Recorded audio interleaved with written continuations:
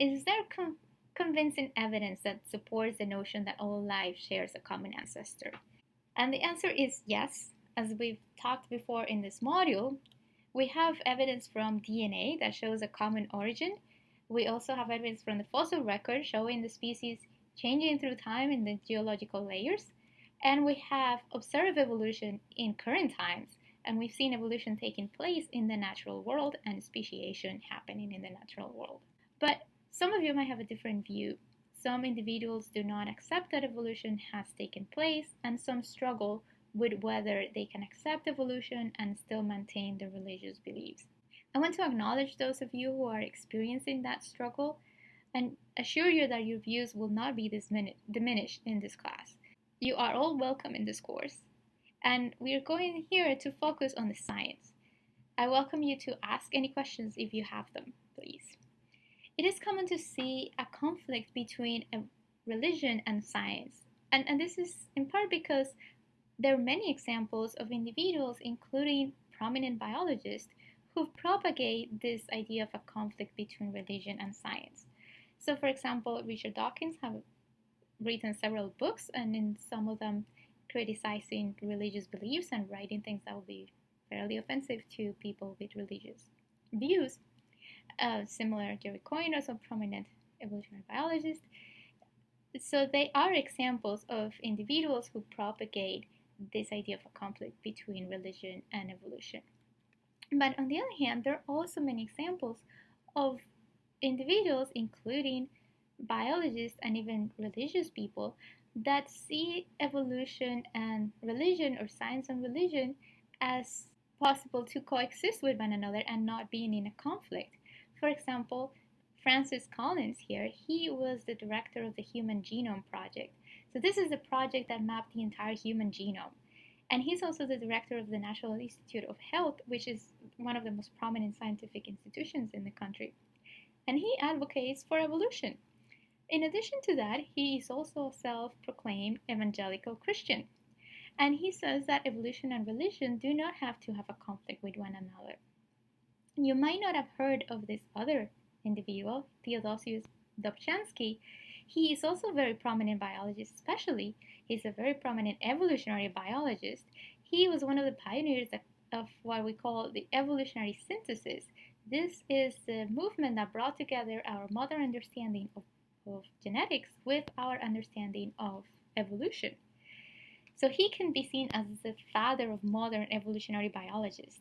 And he even advocates that it only makes sense to look at biology through the sense of evolution. But he was also religious, and he often said that evolution and religion did not have a conflict with one another. So what we see here is that there is a range of views, of possible views, on how you see the relationship between religion and evolution. And here on this line, we have whether you hold a more literal or a less literal interpretation of the Bible, and how that influences how your views are about religion and evolution. In this side here, we have special creationism, and we're not going to discuss this in the class because this is in conflict with what we know from science and what scientific evidence is telling us. So it is not appropriate for us to discuss in this biology classroom. But we're going to look at these other ideas, and these ideas do not have a conflict with scientific evidence, and some biologists have supported these views. So these views include views that support the process of evolution, including God, or without requiring a belief in God. So let's look at the first side. These are the ideas that evolution happened with God, and is that all life descends from a common ancestor, but that God exists, and maybe even God had something to do with the process of evolution. And this is in line with scientific evidence because it agrees with what science has told us about all life coming from a common ancestor and evolution resulting in the various species that we see today. So this is what we know from science. And whether God had something to do or not with this process is something beyond what I can address as a biologist or what we can use science and biology to answer, because those questions do not really pertain to science. But we can all agree that evolution took place and that continues to take place. On the other hand, you have individuals who believe that all life on Earth shares a common ancestor, and evolution is what resulted in the diversity of forms, but they do not believe that God exists or that God was part of the process. Their views are also in line with scientific evidence, because we all agree on that part of our life descending from a common ancestor, and evolution being the process that diversified that life.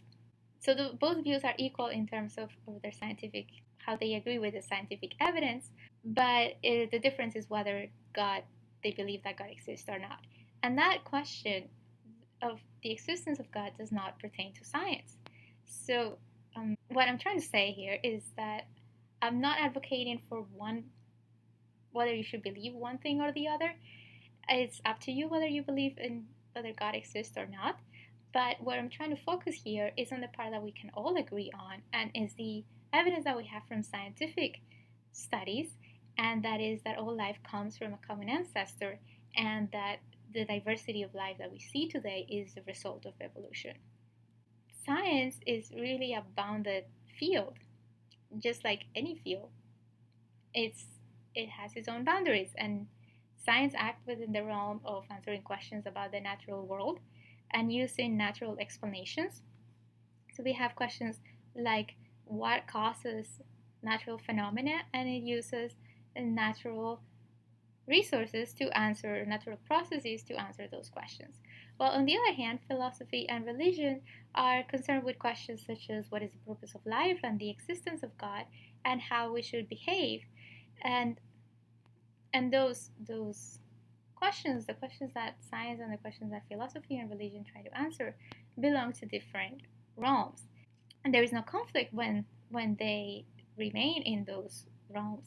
The conflict only originates when one tries to answer questions that pertain to the other realm, such as when science tries to answer questions about the existence of God, or when philosophy and religion try to answer questions about the natural world. But as long as those two stay within their realms, there is no conflict with one another, and they can coexist.